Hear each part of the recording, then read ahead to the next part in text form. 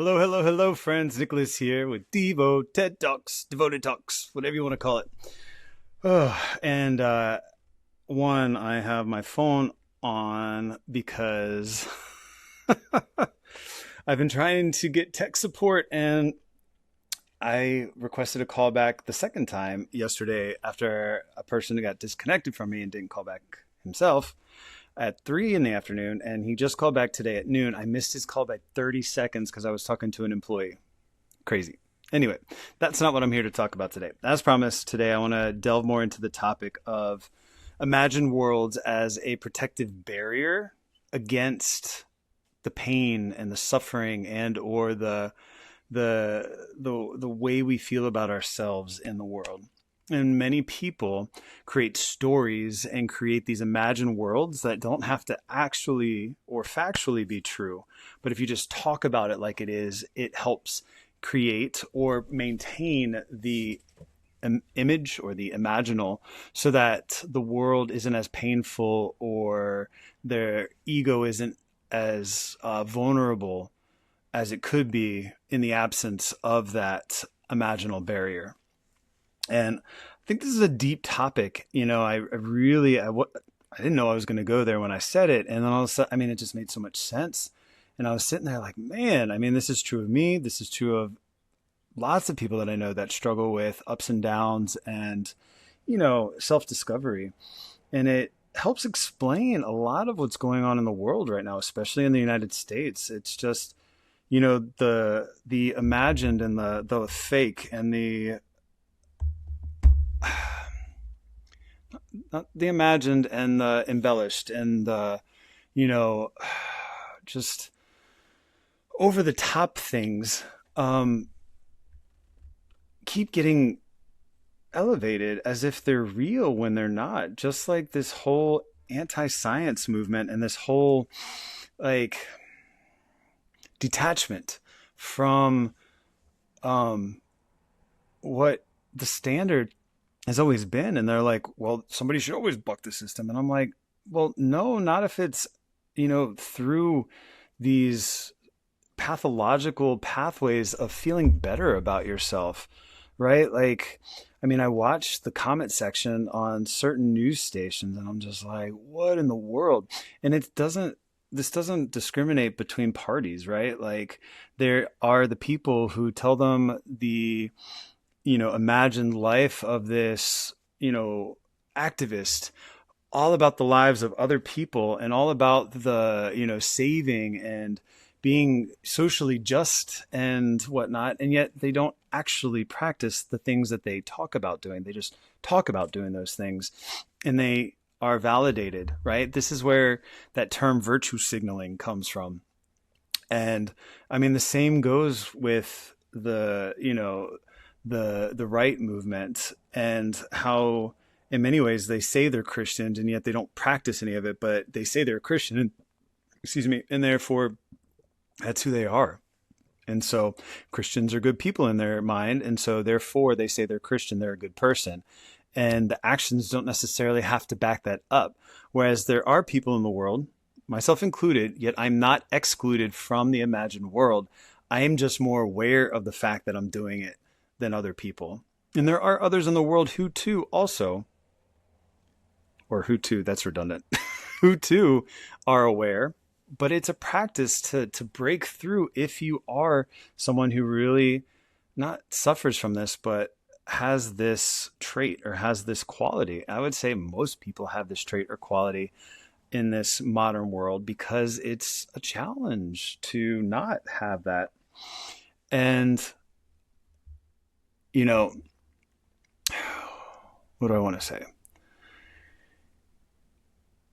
Just because you say it doesn't mean it's true, but we're currently in a climate where that seems to be the case.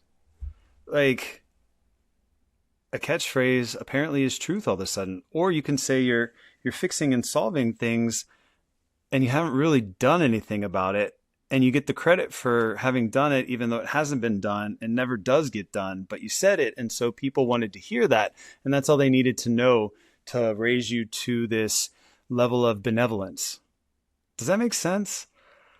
Right?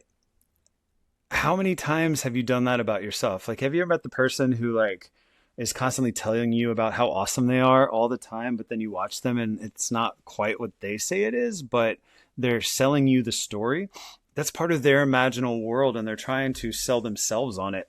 It's just we get caught in the crosshairs as someone who can either validate it for them or not.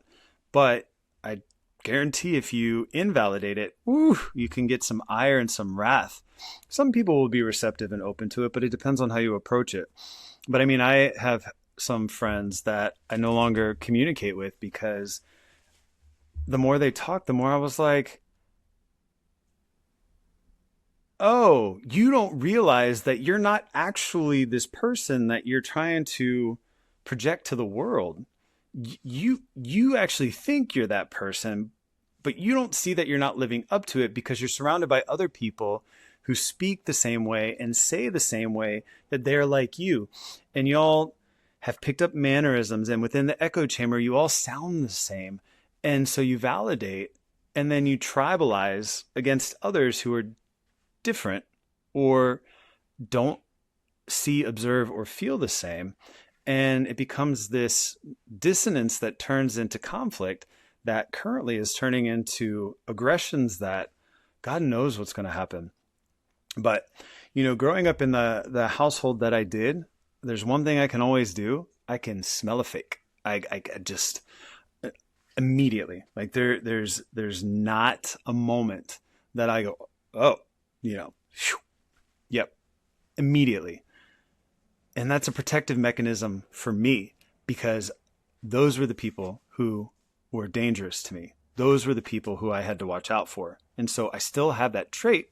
I don't react as detrimentally as I perhaps used to, but I still can spot, hear, and smell them a mile away. And so, you know, watching the current administration do what they do, it just boggles my mind the way people are like, yeah, we did this and we saved this and we did this. And I'm like, what are you talking about? And so I have to pull back to myself and remember what I said in the last time. Forgive them, Lord, for they know not what they do. And it's true, because they're living in an imaginal world that is built to protect their ego, protect them from the pain or the suffering that they believe they will have if they were to show themselves or show up as they truly are. Right? These people have convinced themselves so deeply that they're one thing, probably because they're the opposite. Like, I watch people who end up coming out as these closeted gay people who are being miscreant in their activities in the shadows, that were the loudest effing person about it on the front end, on the stage. And sometimes I just believe if you're shouting about something, you're probably the thing that you're shouting about. You know, I don't often feel that compelled to shout about anything. I just want to live my life in peace, grow where I can grow, and suffer as little as possible, and help others do the same. That's all I want. And so this current world of people living individually and collectively in imagined worlds coming into opposition of each other is getting quite rife and quite challenging. And while I have a lot of compassion, there's only so much I can have and maintain my peace. And so boundaries are an important part of this process. And what does that mean? It's not going up to somebody and saying, you have to talk this way for me. No, it's actually, I see that they talk like that, and I'm just not going to interact, or I'm only going to interact up to a certain point and then say, I have to leave now. Right?